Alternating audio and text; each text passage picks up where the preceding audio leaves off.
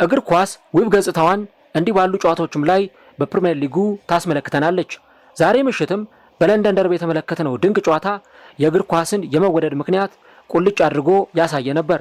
በሜዳው ስታንፎርድ ብሪጅ በለንደን ደርቢ ዌስትሃምን የገጠመው ቼልሲ በመጀመሪያው አጋማሽ በዌስትሃም ዩናይትድ 2-0 ሲመራ ነበር። ይህ ሁኔታ ስታዲየም ውስጥ የታደሙ የቼልሲ ደጋፊዎችንም ዝምታ ውስጥ የከተተ ነበር። በሁለተኛው አጋማሽ ግን ተጠናክረው ወደ ሜዳ የገቡት ቼልሲዎች ውብ እግር ኳስን ከውጤት ጋር አሳይተዋል።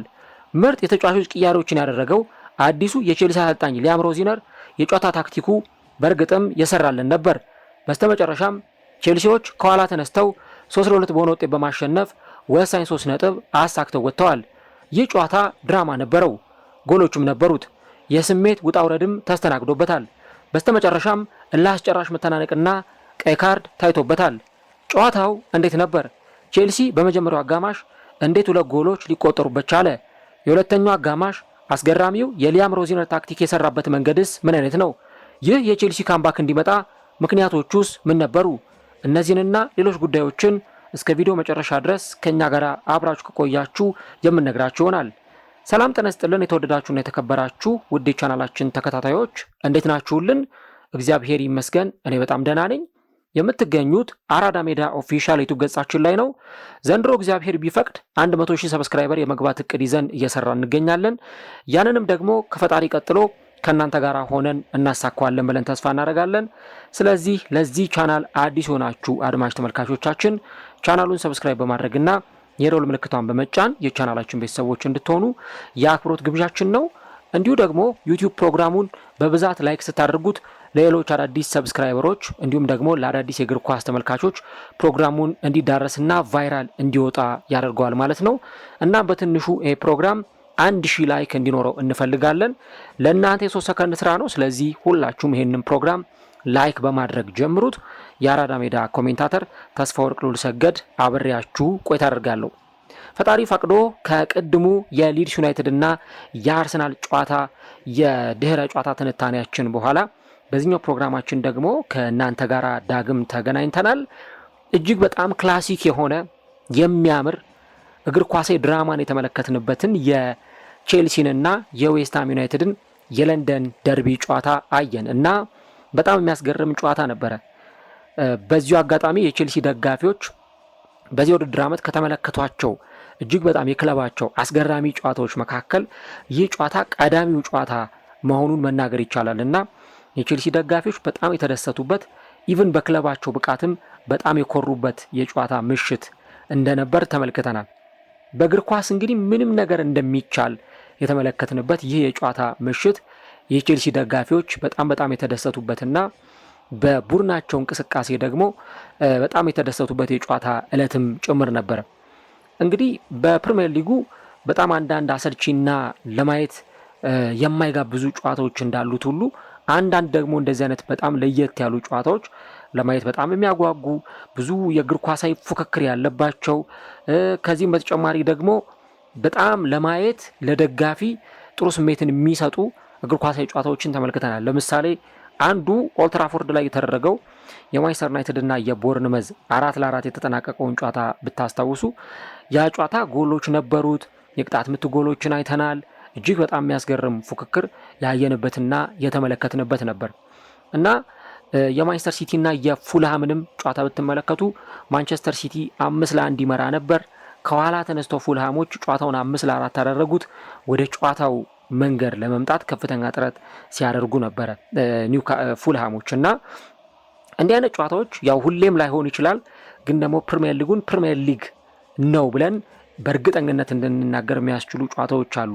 ዛሬም የተመለከትነው የለንደን ደርቢ ጨዋታ ይህንን በደንብ ቁልጭ አድርጎ ያሳየ ነበር ማለት ነው።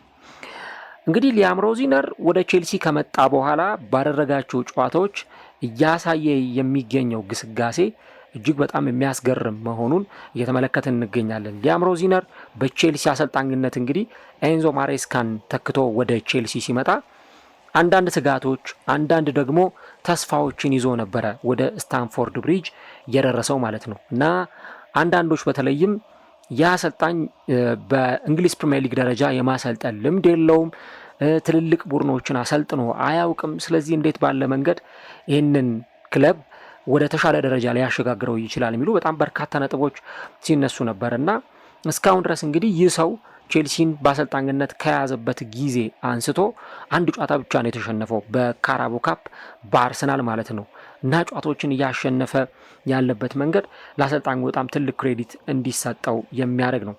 እንግዲህ በሳምንቱ አጋማሽ ናፖሊን አሸንፎ የመጣ ክለብ ነው። ወደ ደቡብ ጣሊያን ተጉዞ ያንን ጨዋታ አሸንፎ የመጣ ክለብ ነው እና የሁለት ቀናት ረፍት ብቻ አድርጎ ነው ወደዚህ ጨዋታ የመጣው። ባለፈው እንደምታስታውሱት በዛ የተጠባቂው የናፖሊ ጨዋታ ላይ ቼልሲዎች ሙሉ ኢነርጂያቸው ለ90 ደቂቃ ኢንቨስት ያደረጉበት ጨዋታ እንደነበር ታስታውሳላችሁ እና በዛ ጨዋታ ላይ እነ ኩኩሬያን እነ ፎፋናን ጨምሮ ሌሎች ወሳኝ ተጫዋቾቻቸውን እንደዚሁ ወደ ሜዳ ያሰለፉበትና ወደ ሜዳ ያስገቡበት ጨዋታ እንደነበረ ይታወሳል። በዚህኛው ጨዋታ ላይ በእርግጥ አሰልጣኙ ሊያም ሮዚነር አንዳንድ ተጫዋቾችንም እንደዚሁ ለማሳረፍ ውሳኔ አሳልፈው ነበር። ለምሳሌ በዚህ ጨዋታ ላይ እንደተመለከትነው በቋሚ 11 ውስጥ በቼልሲ በኩል ማርኮ ኩሬያን አላየንም። ፎፋናን፣ ፔሮኔቶን፣ ሬሲ ጄምስን፣ ፔሮኔቶን አልተመለከትንም በዚህ ጨዋታ ላይ።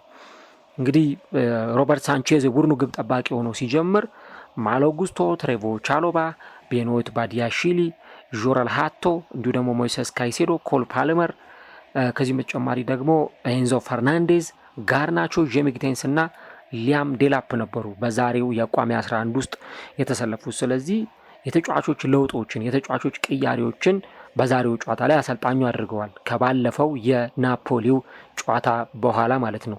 አንድም በዛ ጨዋታ ላይ የነበሩ ተጫዋቾች በዚህ ጨዋታ ላይ የተወሰኑ እረፍት እንዲያገኙ፣ ቀጣይ ደግሞ ከሁለት ቀናት እረፍት በኋላ አርሰናልን እንደመግጠማቸው መጠን የሆኑ ተጫዋቾችንም እንዲያሳርፍ አሰልጣኙ ይጠበቅበት ነበር። ስለዚህ ስኳን ሮቴት ለማድረግ አሰልጣኙ የሞከረበትን ሂደት ነበረ እየተመለከት ነው።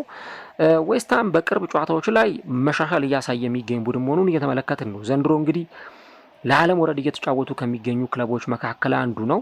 በባለፉት ሁለት ጨዋታዎች ላይ ደግሞ ትልልቅ ከባባድ ተጋጣሚዎችን አሸንፎ ነው ወደዚህ ጨዋታ የመጣው። ከሁለት ሳምንት በፊት ወደ ሰሜን ለንደን አቅንቶ ቶተንሃምን 2-1 በሆነ ውጤት አሸንፎ ነበር የመጣው። እንዲሁ ደግሞ በዚህኛው የጨዋታ መርሃ ግብርም ይህንን የቼልሲን ጨዋታ ከማድረጉ በፊት ባለፈው ሳምንት የዘንድሮ ሰርፕራይዚንግ ቡድን የሆነውን ሰንደርላንድን አሸንፈው ነው የመጡት ማለት ነው እና ዌስትሃሞች በዚህ ጨዋታ ላይም ለቼልሲ ከባድ ተፎካካሪ ሊሆን እንደሚችሉ ይጠበቅ ነበር። እንግዲህ በዚህ ጨዋታ ላይ እንደተመለከትነው ዌስትሃሞች ገና በ7ኛው ደቂቃ ነው እንግዲህ የመጀመሪያውን ጎል ሲያስቆጥሩ የተመለከት ነው። በጨዋታው ላይ እንግዲህ ቼልሲዎች በተለይም ደግሞ ጥሩ ኳሱን ተቆጣጥረው ለመጫወት አንዳንድ እንቅስቃሴዎችን እያደረጉ በሚገኙበት ሰዓት ላይ ዣረድ ቦይን የመጀመሪያውን ጎል አስቆጥሯል እና ጎሉ ሲቆጠር የሚገርማችሁ ግብ ጠባቂው አልፎንሴ አሪዮላ 60 ሜትር ርቀት ድረስ ነው ኳሱን በረጅሙ ያሻማው ከራሱ የግብ ክልል እስከ ቼልሲ የግብ ክልል ምናልባትም ደግሞ ኳሱ ከአካፋዩ የግማሽ ክልል እስከሚያልፍ ድረስ ነበር ኳሱን ያሻማውና ኳሱን በቀላሉ ማግኘት አልቻሉም። ታሮጓን ቢሳካ በቀኝ መስመር ላይ ኳሱን ይዞ ሲገባ ተመለከትን። ከዛ በኋላ የራሱ የተሻማውን ኳስ ነው እንግዲህ በአስገራሚ ሁኔታ በማስቆጠር ጨዋታውን 1-0 በሆነ ውጤት ዌስትሃሞች መምራት የቻሉት እና ዣረድ ቦይን ይህንን ጎል ሲያስቆጥር ተመልክተናል። ጄሚ ጊቴንስ ጉዳት አጋጥሞት በ25ኛው ደቂቃ በፔድሮ ኔቶ ተቀይሮ ወጥቷል። ከዛ በኋላ ደግሞ ሰመርቪል እንደዚሁ አሁንም አሮ wan-bissaka ነው ለዚህ ጎል መነሻው 36ኛው ደቂቃ ላይ ሁለተኛውን ጎል አስቆጥሯል። ያው ዌስትሃም እንደመሆኑ መጠን በተለይ ደግሞ ሎንግ ቦሎች ወይም ደግሞ ረጃጅም ኳሶችን ሊጠቀሙ እንደሚችሉ ግልጽ ነው። ይሄም ጎል ሲቆጠር ዣረድ ቦይን ለwan-bissaka ያቀበለውን ኳስ ነው wan-bissaka በጣም በጥሩ ሁኔታ ወደ ፍጹም ቅጣት ምት ግብ ክልል ያሻገረውና እንዲሁ ሰመርቪል ያንን ኳስ የጨረሰው። ጨዋታው እንግዲህ የመጀመሪያው አጋማሽ 2-0 በሆነ የዌስትሃም መሪነት ነበረ የተጠናቀቀው። ከዛ በኋላ እንግዲህ አሰልጣኙ ሊያም ሮዚነር ልክ ከረፍት እንደተመለሱ የሶስት ተጫዋቾችን ቅያሪ አድርጎ ነበረ የተመለሰው። ፎፋናን እንዲሁ ደግሞ ኩኩሬያና ዦአው ፔድሮን ወደ ሜዳ በማስገባት ጋርናቾን፣ ጆረል ሃቶንና እንዲሁ ደግሞ ቤኖት ባዲያሺሊን አሰልጣኙ ቀይሮ እንዲወጡ አድርጓል። እንግዲህ ቼልሲ ያው በርካታ ጨዋታዎች ላይ ጎሎች ሲቆጠሩበት እናያለን። ክሊንሺት ይዞ ለመውጣት በጣም የሚቸገር ቡድን ነው። እንደው በቼልሲ በኩል ያለፉትን ጨዋታዎችን ብትመለከቱ ቼልሲ ጎል ኮንሲድ የሚደረግበት ቡድን መሆኑን ተመልክተናል። ያለፈውን የናፖሊን ጨዋታ ብትመለከቱ፣ እንዲሁ ደግሞ የክሪስታል ፓላሱን ጨዋታ ብታዩ ጎሎች የተቆጠሩበት ቡድን ነው። ከዛ በፊት ደግሞ ለሁለት ተከታታይ ጨዋታዎች ከፓፎስና ከብሬንትፎርድ ጋር ጎል አልተቆጠረበትም ነበር። እንዲሁ ደግሞ በአርሰናል፣ በቻርልተን፣ በፉልሃም፣ በማንቸስተር ሲቲ እና በቦርንመዝ እንዲሁም በአስተን ቪላ እና በኒውካስል በካርዲፍ ሲቲም በተከታታይ ጨዋታዎች ላይ ደግሞ ጎሎች ሲቆጠሩበት የነበረ ቡድን ነው እና በተለይ ደግሞ በዚህም ጨዋታ ላይ ዌስትሃሞች ቀድመው ጎል ማስቆጠራቸው ቼልሲ ምንም አማራጭ በሌለው ሁኔታ ወደፊት ወጥቶ እንዲያጠቃ ተደጋጋሚ የማጥቃት እንቅስቃሴዎችን በዌስትሃም ላይ እንዲሰነዝር ምክንያት የሆነውን የሁለተኛውን አጋማሽ ተመልክተናል። ምናልባት ሁኔታውን ብናቀያይረው የመጀመሪያውን አጋማሽ የመራ የወጣው ቼልሲ ቢሆን ኖሮ ምናልባት ይህንን የመሰለ ጨዋታ ላንመለከት እንችል ነበር። ምክንያቱም ኦልሬዲ ቼልሲ እየመራ ነው። ምንም የተለየ ነገር ላይፈጠር ይችላል። ምናልባት ቼልሲ ተጨማሪ ጎሎችን ሊያስቆጥር ይችላል። ዌስትሃም ግን ሊነሳ ይችላል ወይም ደግሞ ካምባክ ሊያሳይ ይችላል ብለን እርግጠኛ ሆነን ላንናገር እንችላለን።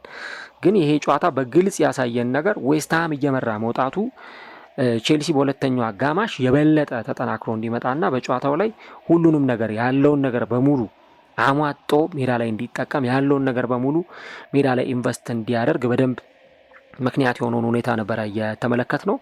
እንግዲህ በአሰልጣኙ ሊያም ሮዚነር በኩል በጣም የሚደነቀው ትልቁ ነገር የተጫዋቾቹ ቅያሬዎች ነው ብያቸዋለሁ መግቢያ ላይ እና ተቀይሮ የገባው ዌስሊ ፎፋና የሰጠውን ኳስ ነው እንግዲህ 57ኛው ደቂቃ ላይ ሌላኛው ተቀይሮ የገባው ዦዋ ፔድሮ ወደ ጎልነት ያችን ኳስ የቀየራት።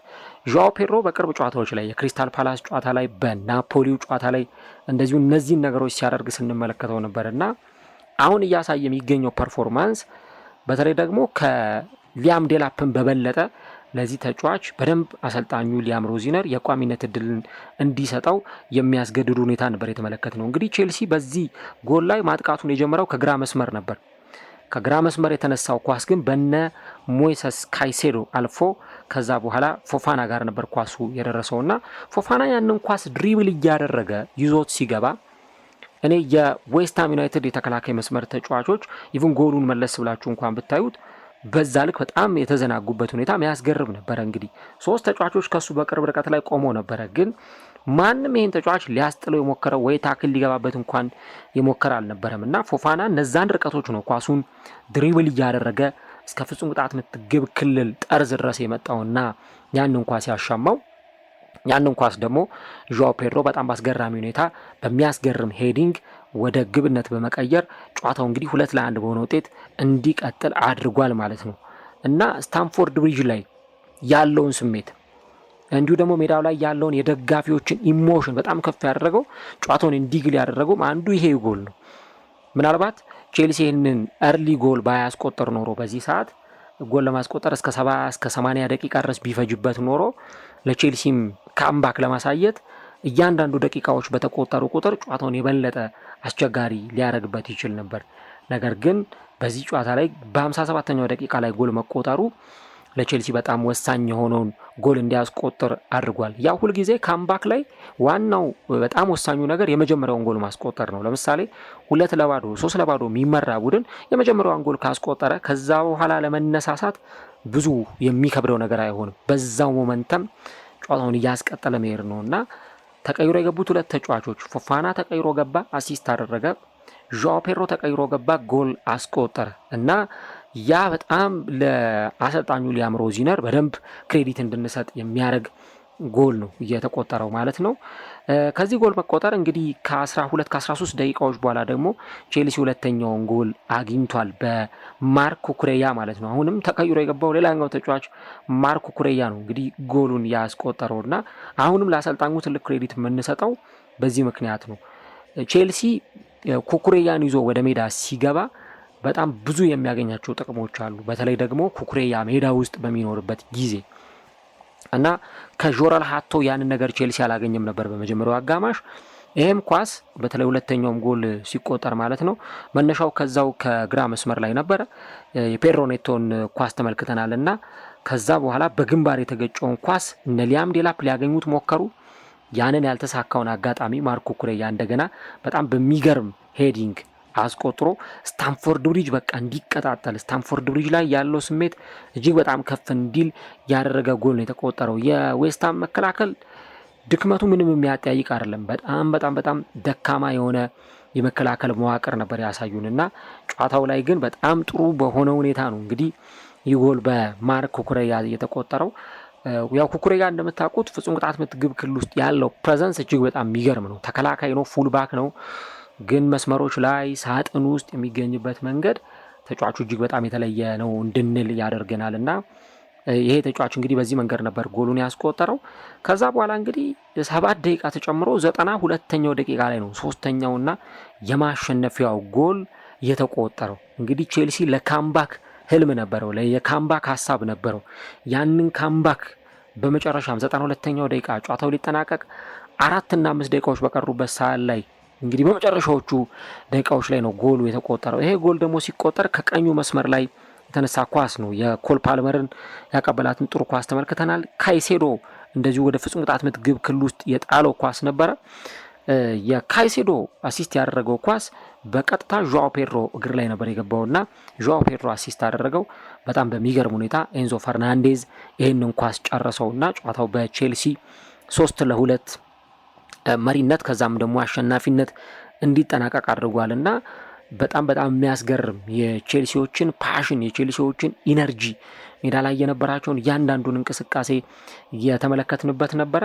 እንግዲህ ከዛ በኋላ በተለይም ደግሞ ወደ መጨረሻው ደቂቃ አካባቢ ማርክ ኩኩሬያን ገፍትሮ ነበር የጣለው ዦን ክሌር ቶዲቦ የዌስትሃም ዩናይትዱ ተጫዋችና ገፍትሮ ጣለው። ከዛ በኋላ በጣም ብዙ ጉሽሚያዎች ነበሩ። እንግዲህ የጨዋታው የመሀል ዳኛም ያንን ሁኔታ በደንብ በቫር ከተመለከቱት በኋላ አንቶኒ ቴይለር በቀይ ካርድ ዦን ክሌር ቶዲቦ ከሜዳ እንዲወጣ አድርገዋል እና ይሄ በጣም በጣም የመጨረሻዎቹ ደቂቃዎች ደግሞ ድራማዎች የበዙበት ነበረ። እንግዲህ ክላሲክ የሆኑ ጨዋታዎች እንደዚህ አይነት ነገሮች ይኖሯቸዋል። በቃ ጎሎች አሏቸው፣ ካርድ አይጠፋቸውም። ከዚህ በተጨማሪ ትንቅንቆቹ በጣም ከፍተኛ ናቸውና ይህ ጨዋታም ለዚህ ቡድን ምን ያክል በጣም አስፈላጊ እንደነበር ቼልሲዎች እስከ መጨረሻው ደቂቃ ድረስ መፋለማቸውን ከዛ ግን ደግሞ የዌስትሃም ደካማነት ምናልባት ዘንድሮ ዌስትሃም የሚወርድ ከሆነ ወደ ሻምፒዮንሺፕ የሚወርድ ከሆነ በጣም ከሚቆጭባቸው ጨዋታዎች በጣም ከሚያዝንባቸውና ከሚናደዱባቸው ጨዋታዎች መካከል አንዱ ይህ ጨዋታ ሊሆን እንደሚችል ግልጽ ነው። ቼልሲ ግን ታሪክም ጭምር ነው የሰራው። ምክንያቱም ከዚህ በፊት ቼልሲ በመጀመሪያው አጋማሽ 2-0 እየተመራ ከኋላ ተነስቶ ያንን ውጤት የቀለበሰበት ወይም ካምባክ ያሳየበት የፕሪሚየር ሊግ ጨዋታ አልነበረም እና ለመጀመሪያ ጊዜ ነው እንግዲህ ቼልሲ በፕሪሚየር ሊጉ 2-0 በሜዳው እየተመራ ከዛ በኋላ ያንን ውጤት ቀልብሶ አሸንፎ የወጣውና በጣም የተለየ ውጤት የተመዘገበበት እንደነበረም ጭምር ነው እንግዲህ የምንመለከተው።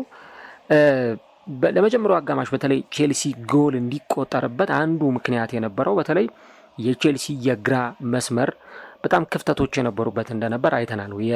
የቼልሲ ሌፍት ባክ ከዛ ደግሞ የዌስትሃም የቀይ መስመር ማለት ነው። አሮዋን ቢሳካ እንደ ልቡ ነው እዚህ ቦታ ላይ ሲሮጥ የነበረውና ኢቭን ሁለተኛው ጎል ሲቆጠር ራሱ ካያችሁ ሰመርቪላ ያስቆጠረው ኳስ ከዛው ከቀይ መስመር ላይ የተነሳ አሮዋን ቢሳካ ወደ ሳጥን ውስጥ የጣለው ኳስና በጣም በቀላሉ የተቆጠረ ኳስ ነው እና ጆረል ሃቶ በቃ ፈቅዶለታል እንዲገባ አሮዋን ቢሳካ በፈለገው መንገድ እንዲሄድ ሳጥን ውስጥ የዌስትሃም ተጫዋቾች በፈለጉት ሁኔታ ገብተው ያንን ኳስ እንዲጠቀሙበት የፈቀደ እንቅስቃሴ ነበር ያሳየውና ቅድም ያልኳችሁ ይሄንን ነው። ኩኩሬያ በየትኛው መንገድ በቃ ለቼልሲ ሜዳ ውስጥ ካለ ብዙ ነገሮችን ማድረግ ይችላል። መከላከልም፣ ማጥቃትም፣ ጎል ማስቆጠርም፣ አሲስት ማድረግም የተዋጣለት ተጫዋች ነውና ይሄ በተለይ ደግሞ አንዱ የመጀመሪያው አጋማሽ የቼልሲ ድክመት የነበረው ይሄ ጉዳይ ነው።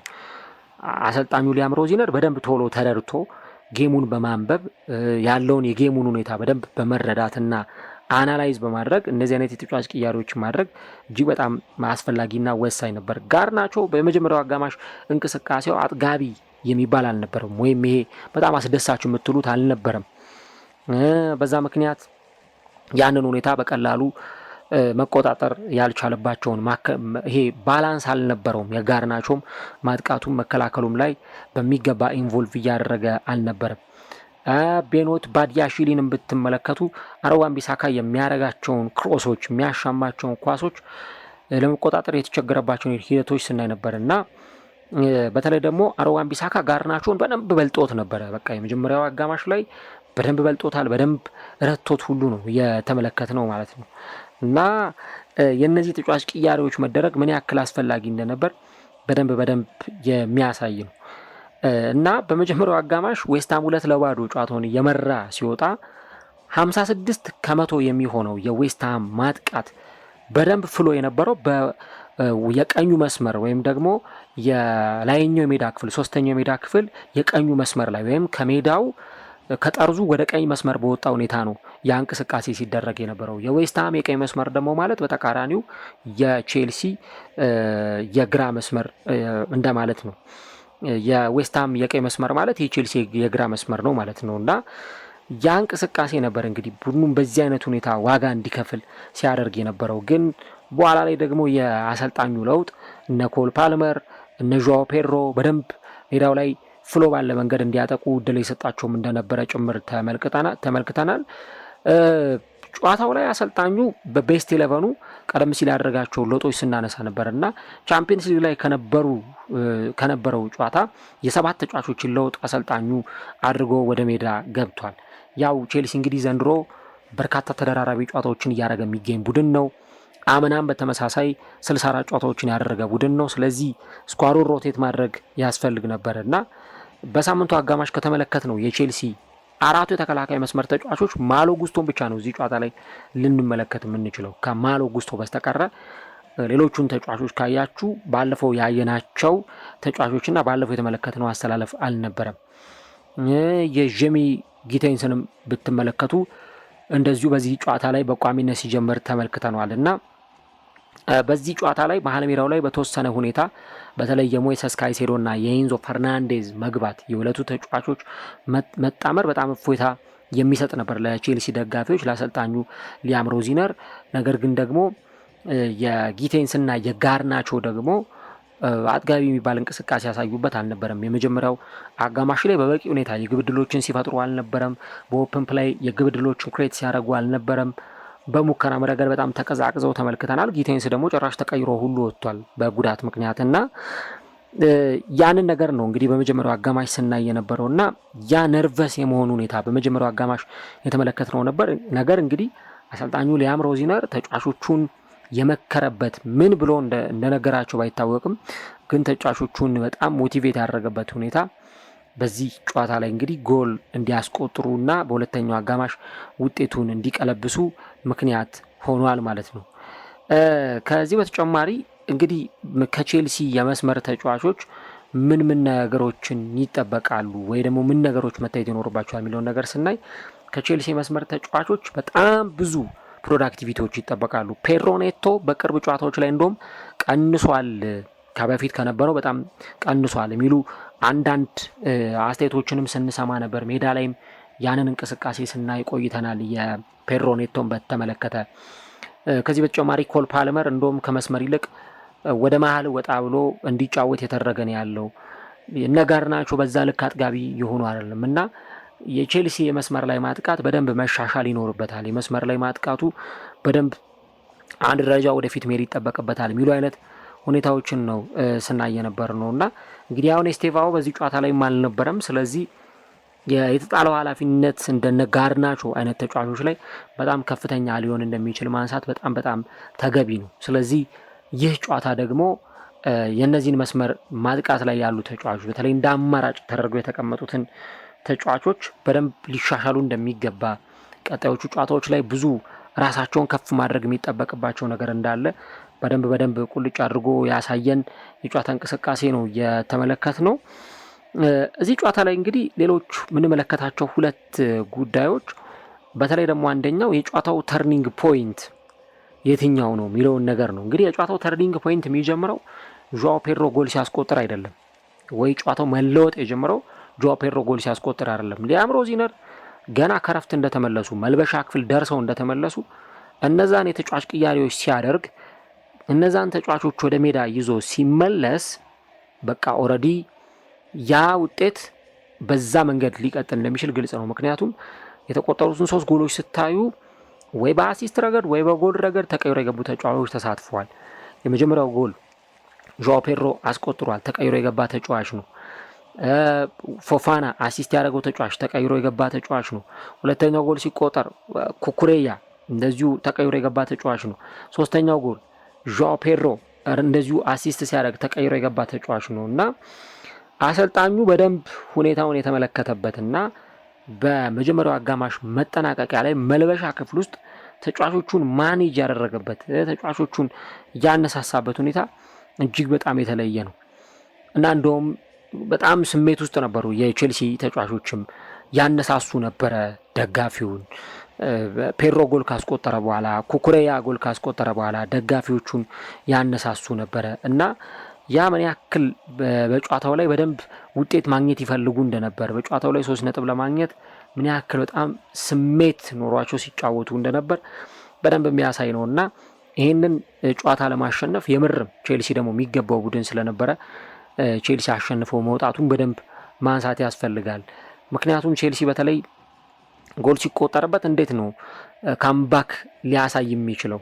ያው እንደ ደጋፊ የቼልሲ ደጋፊዎችም ስታዲየም ውስጥ የታደሙትም እንዲሁ ደግሞ በየቤታቸው ነው ይህንን ጨዋታ የሚከታተሉ ደጋፊዎችም ቼልሲ ላይ ጎል በተቆጠረ ሰዓት እንዴት ነው ካምባክ ይኖራል ብለው ያስቡ ነበር ወይ? አላውቅም። እንግዲህ አይምሯቸው ውስጥ እንደዚህ አይነት ስሜት ይገባ ከነበረ ግን በጣም ደግሞ ጨዋታው ላይ ከነበረው ከፍተኛ ውጥረት አንጻር ቀድሞ ጎል ማስቆጠር በጣም አስፈላጊ ስለነበረ ያንም ነገር አድርገውት ነው በደንብ ያየነውና የተመለከትነው። በጨዋታው ላይ ለምሳሌ ያሉ ቁጥራዊ መረጃዎችን ብንመለከት ዌስትሃም ዩናይትድ በመጀመሪያው አጋማሽ በኤክስፔክትድ ጎል የበላይነት ነበረው። ቼልሲ ጭራሽ 0.28 ነበረ የነበረው ኤክስፔክትድ ጎል። አንድ ብቻ ነበረ ኢላማውን የጠበቀ ሙከራ አድርጎ ከዚህ ጨዋታ ሲወጣ የተመለከት ነው ቼልሲ። ስለዚህ ጨዋታው በጣም ለቼልሲዎች ስትራግል የበዛበት እጅግ በጣም ፈተና የበዛበት እንደነበረ አንዱ ማሳያ ይሄ ሊሆን ይችላል ከመጀመሪያው አጋማሽ ጋር።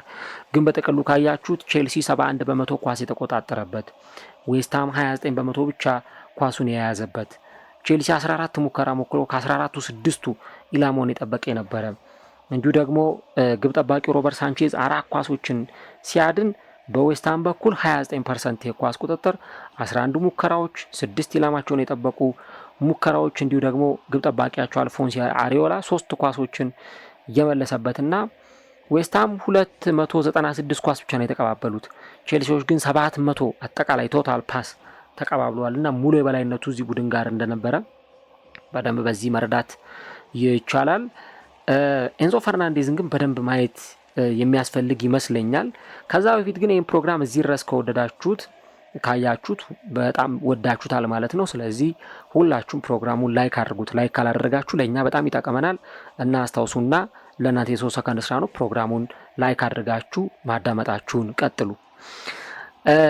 እንግዲህ እስቲ በዚሁም ለቼልሲ ደጋፊዎች መጠየቅ የምፈልገው ቼልሲ ከረፍት መልስ ወደ ሜዳ ሲመለስ ካምባክ ያሳያል ብላችሁ ጠብቃችሁ ነበር ወይ? ጨዋታውን ይቀለብሰዋል ብላችሁ ጠብቃችሁ ነበር ወይ? እስቲ ከምክንያታችሁ ጋር ጠብቀንም ነበር ካላችሁ፣ አይ በጣም ተጠራጥረን ነበር ያላችሁም ካላችሁ ኮሜንት ላይ የገባችሁ ሀሳቦቻችሁን ጻፉልን። ኤንዞ ፈርናንዴዝ ግን በቼልሲ የአማካይ መስመር እጅግ በጣም ምርጡ ተጫዋች መሆኑን እየተመለከትን እንገኛለን። በተለይ ደግሞ አሁን ባለው እንደዚህ ድራማቲክ በሆነ ውጤት ቼልሲ ይህን ውጤት ይዞ እንዲወጣ የነበረው ሚና እጅግ በጣም ከፍተኛ ነው። እንግዲህ ቼልሲ ተጫዋቹን ሲያስፈርመው በአርጀንቲና ብሔራዊ ቡድን የዓለም ዋንጫን ባሸነፈው ስብስብ ውስጥ የነበረውን ሚና በደንብ ተመልክቶ ነው እና በተለይ ደግሞ ኤንዞ ፈርናንዴዝ እኔ አንድ በጣም የሚገርመኝ በቃ ሳጥን ውስጥ መገኘት ካለበት ሳጥን ውስጥ ይገኛል። ፍጹም ቅጣት ምት ግብ ክልል ውስጥ የሚጠብቃቸው ኳሶች አሉ። በቃ ጨዋታውን ለመጨረስ ጨዋታውን ለመግደል እነዛን ኳሶች ካገኘ ከመጠቀም ወደ ኋላ አይልም። መሀል ሜዳውን ያደራጃል። የሞይሰስ ካይሴዶን ከሱ ጀርባ መጫወት ተከትሎ በነፃነት ነው የሚጫወተውና ይሄ በጣም ለአሰልጣኙ ሊያም ሮዚነር ትልቅ እፎይታን የሚሰጥ ነው። በተለይ ደግሞ ተጫዋቹ እንዲህ አይነት እንቅስቃሴን ሲያሳይ መመልከት ምናልባት አሁን የምናየው ፐርፎርማንስ ወይ ደግሞ 2022 ላይ በዓለም ዋንጫው ላይ ሲጫወት ከምናይበት ሮል ትንሽ ወጣ ያለ ሚና ኖሮት ሜዳ ላይ ልንመለከተው እንችላለን። ግን ደግሞ አሁን ወደ ቼልሲ ከመጣ በኋላ የተጫዋቹ ኬሪየር እጅግ በጣም ከፍተኛ መሆኑን እጅግ በጣም የተለየ መሆኑን በደንብ እንድንመለከት የሚያደርግ ነውና ያንን ነገር ነው እንግዲህ የተመለከትነው። በጨዋታው ላይ ኤንዞ ፈርናንዴዝ በጣም ጥሩ ምሽትን አሳልፎ ለቼልሲ የማሸነፊያ ጎል አስቆጥሯል። ዘንድሮ ለምሳሌ ቼልሲ ባለቀ ሰዓት ሊቨርፑልን ኤስቴቫኦ ጎል አስቆጥሮ 90 ደቂቃ ካለፈ በኋላ ጎል አስቆጥሮ እንዳሸነፈ ታስታውሳላችሁ። ይሄም አንዱ የሚያሳየው ቼልሲ እስከ መጨረሻው ድረስ ተስፋ ሳይቆርጥ በእንዲህ አይነት ጨዋታዎች ላይ እንደሚፋለም ነው። ጨዋታው ካበቃ በኋላ የቡድኑ አሰልጣኝ ሊያም ሮዚነር ተጫዋቾቼን አምናቸዋለሁ የሚል ሀሳብ ሰጥቷል። ተጫዋቾቼን አምናቸዋለሁ፣ ነገር ግን በመጀመሪያው አጋማሽ የነበረን እንቅስቃሴ ወይ ኢነርጂ እየወረደ ነበረና እኔ ግን በጣም ተረጋግቼ ነበረና ያንን ነገር ደግሞ ፕሮባብሊ መልሰን ወደ ራሳችን ማምጣት እንደምንችል አምን ነበረ እና ይህ በሲዝኑ የኛ ምርጡ ቀናችን ነው።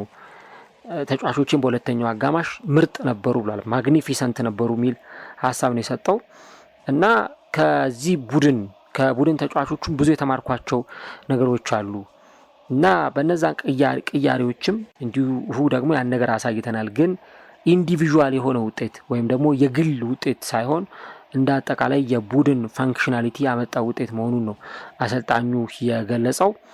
በተለይም ደግሞ ይሄ ኦልድ ስኩል በሚባለው 4-4-2 ፎርሜሽን ሲጫወቱ እንደነበረ አሰልጣኙ ይህን ነገር ተናግሯል እና በመጀመሪያው አጋማሽ ለማውራት ብዙም ጊዜ አልፈጀውም ነበረ ብሏል።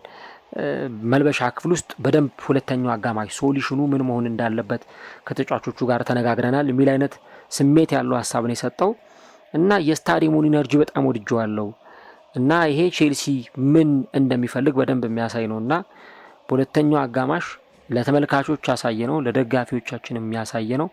ይህንኑ ጉዳይ ነው የሚል ሀሳብ ነበር እንግዲህ አሰልጣኙ ሊያም ሮዚነር የተናገረው። እኔ የቼልሲ በጣም ምርጡን የዘንድሮን ዓመት ጨዋታ ጥቀስ ብባል ከሊቨርፑል ጨዋታን በፊት ሊጠቀስ የሚችል ጨዋታ ይህንኛው ጨዋታ ነው የሚሆነው። ያ የሊቨርፑሉ ምናልባት በጣም ትልቁ ጨዋታ ይሆናል። ከሊቨርፑል ጨዋታ ቀጥሎ ግን ይህንን ጨዋታ ልንጠቅስ እንችላለን እና እጅግ በጣም የሚገርም እንግዲህ በዛ በሊቨርፑል ጨዋታ ላይ እንደምታስታውሱት ኤንዞ ማሬስካ የቡድን አሰልጣኞቻቸው ላይ ሁሉ እየሄዱ እየተከመሩ ደስታቸውን ሲገልጹ ነበር የምናየውና አሁን ደግሞ በዚህኛው ጨዋታ ላይ እሳቸው የሉም። ነገር ግን ሊያም ሮዚነር ያንን ነገር ሲያደርግ ተመልክተናል። በጣም ልዩ የሆነ ጨዋታ ነበረ የተመለከት ነው። እንግዲህ ቼልሲ ከሁለት ቀናት በኋላ ደግሞ ማክሰኞ በካራቦ ካፕ አርሰናልን ከሜዳ ውጭ የሚገጥም ይሆናል። ያንን ውጤት መቀልበስ ይጠበቅበታል። የመጀመሪያውን ጨዋታ 3-2 ተሸንፏል። አሁን በዚህ ጨዋታ ላይ ወደ ፍጻሜ ለማለፍ ውጤቱን መቀልበስ ይጠበቅበታል እና እንግዲህ ያን ነገር ያደርገዋል የሚለውን አብረን እንመለከታለን። ለማንኛውም ግን ቼልሲ እጅግ በጣም ወሳኝ የሆነ ድል አስመዝግቦ ነው የወጣውና አሁን እንግዲህ በእንግሊዝ ፕሪሚየር ሊግ የደረጃ ሰንጠረዥ ቼልሲ አሁን ወደ 4ኛ ደረጃ መጥቷል። በአንጻሩ ሊቨርፑል 5ኛ ደረጃ ላይ ነው የሚገኘው። ሊቨርፑልም አሸንፏል። ማንቸስተር ዩናይትድ እንግዲህ ነገ ካሸነፈ ቼልሲን ከደረጃው ዝቅ ያደርገዋል። ካላሸነፈ ግን ቼልሲ በዛው ደረጃው ላይ ይቀራል ማለት ነው እና በጣም ወሳኝ የሆነ ድል ነው ቼልሲዎች አስመዝግበው የወጡት። በጣም ክላሲክ የሆነ ጨዋታ፣ ምርጥ የሆነ የፕሪሚየር ሊግ የጨዋታ መርሃ ግብር ተመልክተናል። እንግዲህ የጨዋታውን ላልተመለከቱት የእግር ኳስ ተመልካቾች ያው እናዝናለን ከማለት ውጭ ምንም ማለት አይቻልም። ለማንኛውም ግን ቼልሲ ተአምራዊ የእግር ኳስ ቅጽበትን ያሳየበት ከኋላ ተነስቶ ያሸነፈበትም ጨዋታ ነበር። የቼልሲ ደጋፊዎች ምን ተሰማችሁ? ኮሜንት ላይ ሀሳቦቻችሁን አጋሩን። ለማንኛውም የሙሉ ሰዓት ውጤት በስታንፎርድ ብሪጅ በለንደን ደርቢ ቼልሲ 3 ዌስትሃም ዩናይትድ ላይ ጨዋታው ተጠናቋል። የቼልሲ ቀጣይ የቤት ስራ በካራቦ ካፕ ከሰሜን ለንደኑ ክለብ አርሰናል ጋር በኤምሬትስ ስታዲየም ሰሜን ለንደን ላይ የሚደረግ ይሆናል ማለት ነው።